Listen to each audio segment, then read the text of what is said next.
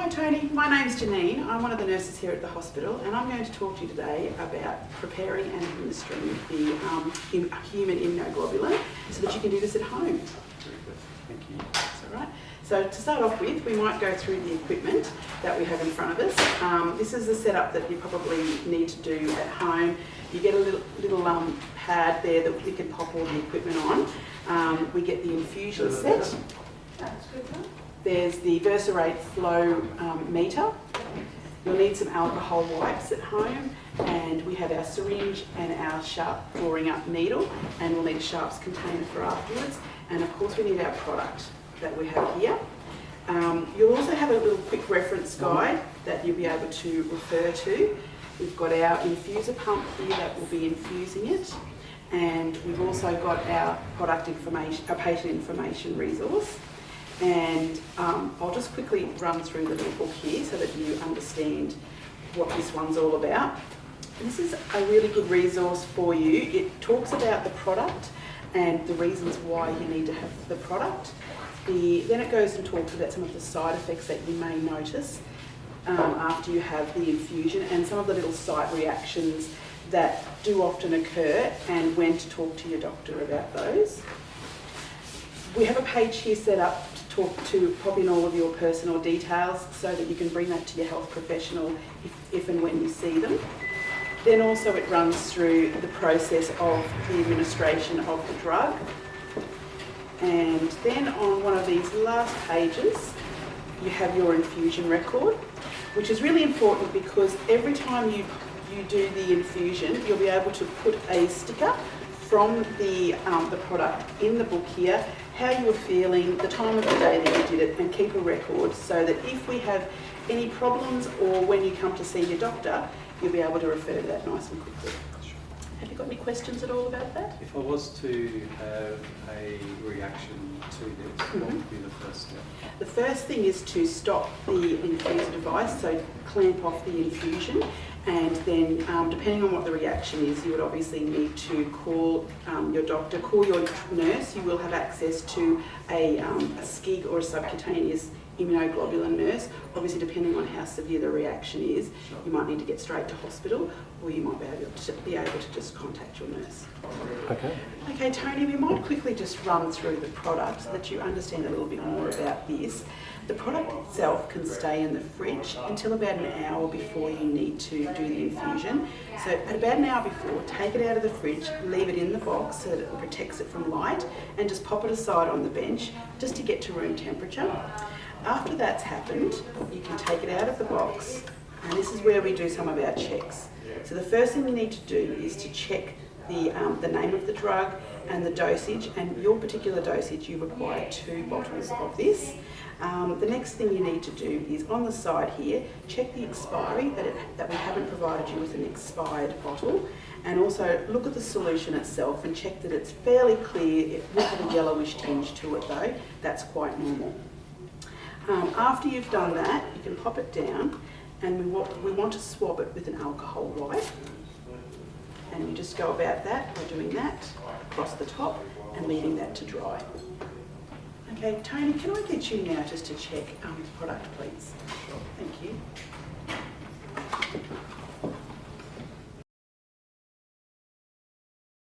So I have to check the name of the product, the dosage of the product, and make sure the expiry date is still correct. Excellent. Okay, so I check that. And also just check how clear the product is as well, and that it will have a slight yellow tinge to it. Okay. And if I see anything that floats in there, it shouldn't be there, I think. Yeah, so just don't use that particular bottle. If you have another supply of a different batch, get that out of the fridge, and please make sure you call the nurses. Sure. Thank you. So now what we'll do is we've got a little sticker on the side which also has the batch number and the expiry date, and in your diary we'll just get you to pop it in there so that we can keep a record of that particular batch. Just like that? Just like that, yeah. Thank you. Now after we do that, we'll get you to swab the top just as I did before with the alcohol wipe, and then after that we'll be ready to start the infusion. just one wipe across Just the give it top. one good wipe across the top. That's lovely, thank you. And then just pop it to the side and we'll let that air dry. Sure.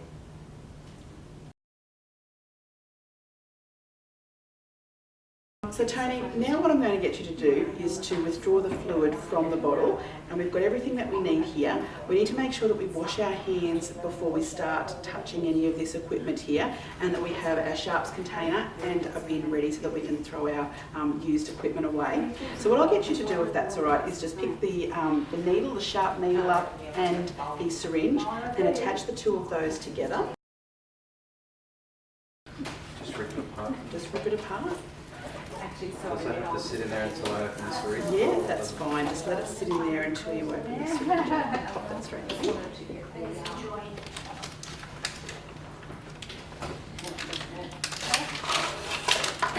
Now it's really easy to attach the two. You just need to screw them. Screw them together.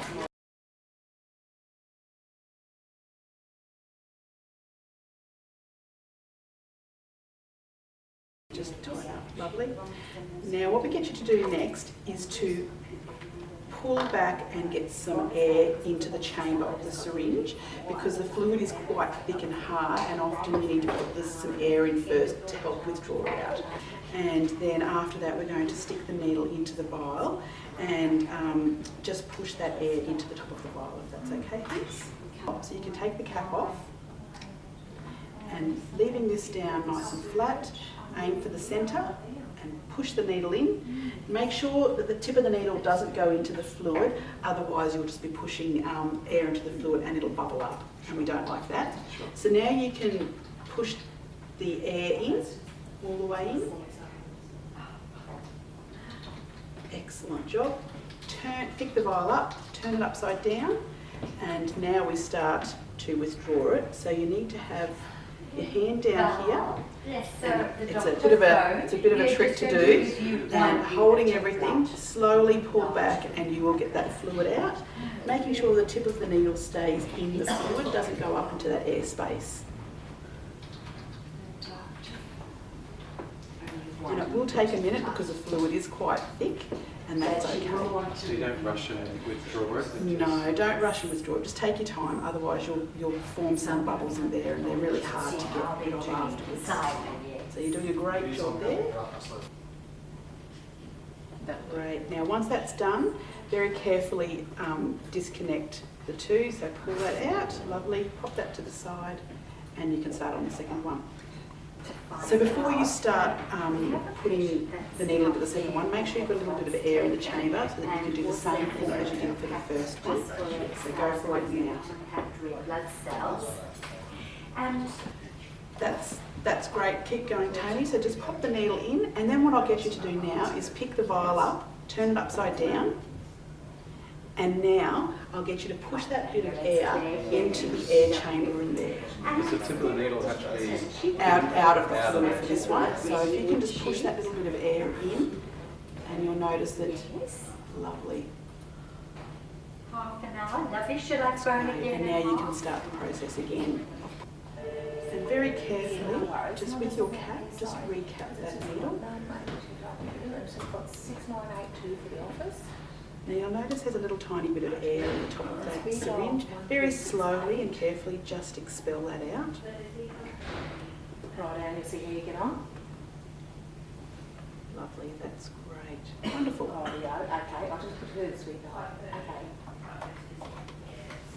Okay, Tony, so now what we're going to do is we're going to open up our infusion tubing and the flow controller, and we're going to attach the syringe and prime the line. So I'll get you to open those up first, thank you.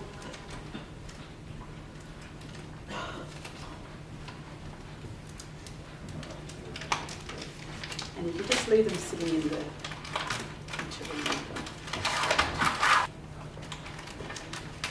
Excellent. So what we'll do is we'll attach the two pieces of equipment together. If you're using the flow controller, you need to set it to open to prime the line for when we prime the line, but at the moment it can be set to closed while you're attaching everything. Okay, Tony, what we're going to do now is attach the infusion line to the rate controller. With the rate controller, there's two ends.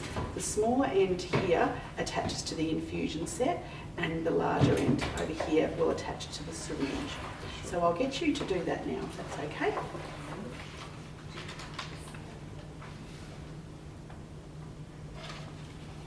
If you are using the flow controller, and some people do and some people don't, you do need to have it set to open when you're priming the line.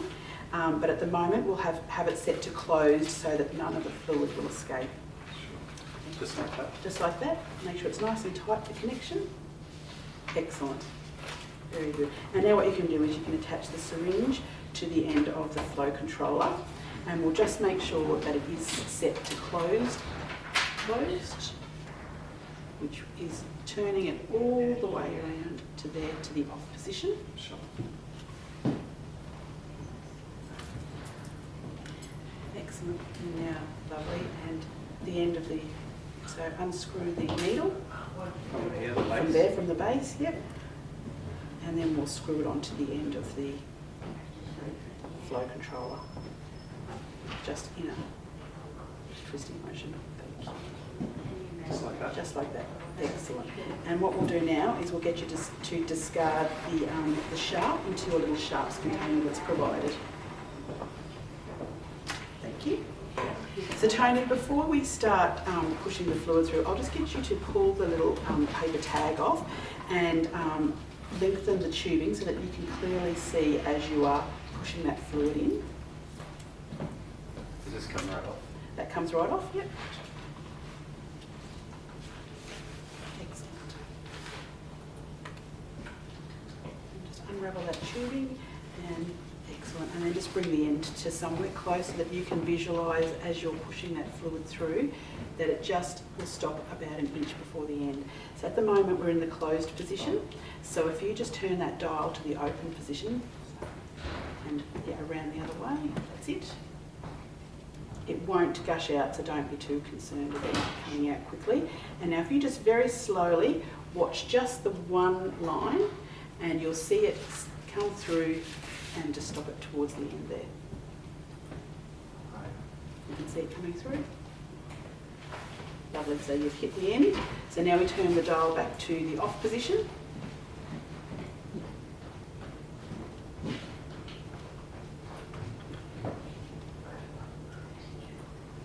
Lovely, and now we're ready to pop the needles in. So Tony, you didn't need the flow controller, so we've removed it. It was for demonstration purposes only. But if you were using the flow controller, your nurse would actually let you know which of the settings you are required to use. Okay?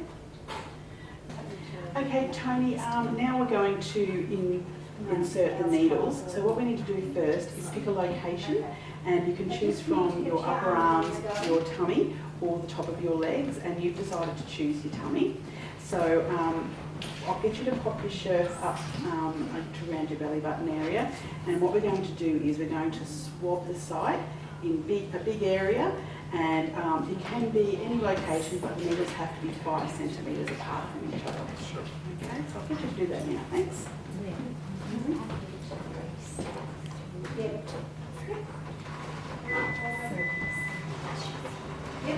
Just like that. That's great.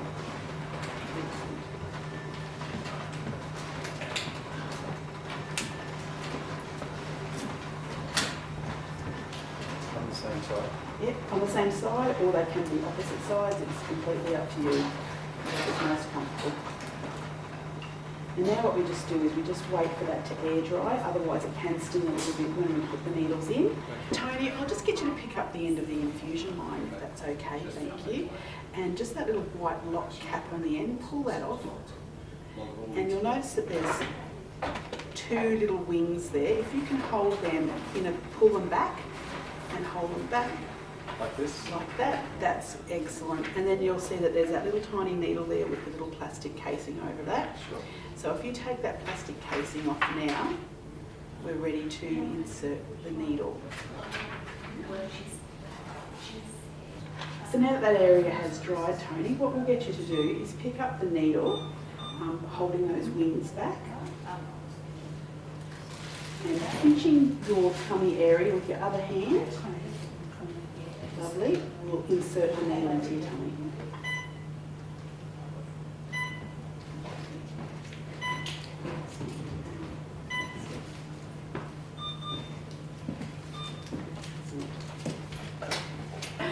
So now that the clear dressing's on, Tony, what I'll get you to do is just take the edging off from around that dressing. Is it the white part? That's the part there, yes, the white part. And we'll do the second needle and then you're ready to start your infusion. So Tony, just before we put the syringe into the infuser device, one of the things we need to do is we need to draw back the syringe and just check that there's no blood in the line. If there were going to be blood in the line, we just need to reposition one of those needles. So I'll just get you to do that now, if that's okay. Just draw back just a very small amount. That's lovely. And we can see that there's no blood in the line. The next thing that we're going to do is we're going to attach the syringe into the infuser device. So I'll get you to pick the device up. And you'll notice that there's the white end and the blue end. The blue end unscrews, so if you unscrew the blue end until it's unscrewed all the way.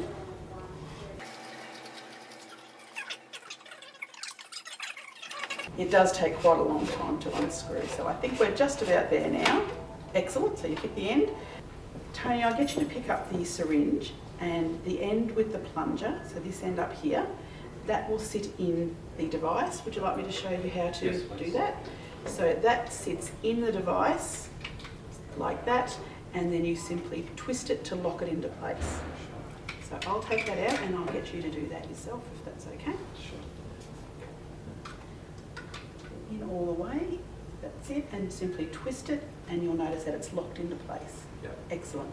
So now what we're going to do is we're going to screw that blue end all the way in until the two ends are touching.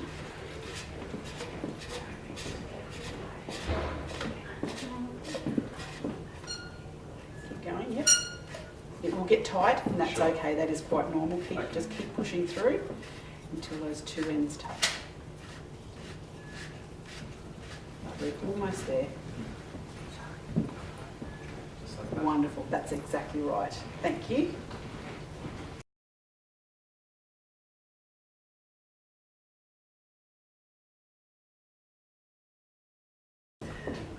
So Tony, a little time has passed now and we need to check that the infusion is occurring, and the best way to do that is to look at the syringe. In your case we started with 50 mils and now we're down to approximately 30 mils, so we know that the infusion's occurring. Of course other people will have different volumes and that's normal for everyone to have a different amount. The other thing we need to do is to check the site, the insertion site as well, and just to make sure that there's a little bit of redness or flare is normal, but we just want to make sure that everything looks okay there. So I'll get you to do that now, thank you. Tony, now that the infusion is complete, what we'll get you to do is unscrew the end and you can take the syringe out. And then just, as you did before, twist the syringe, unlock it and bring it out. Excellent. Now the last thing to do is to remove the needle from your belly. Just take that clear dressing off from the top and pull the needle out, and then we'll be able to pop it into the sharps container. So now that the needle is out of your skin, Tony, just clamp the two little wings will stick together over the needle, and that will stop you from jabbing yourself with that little sharp needle, and then the whole piece of equipment needs to go into the sharps container. Yeah, but she does show it.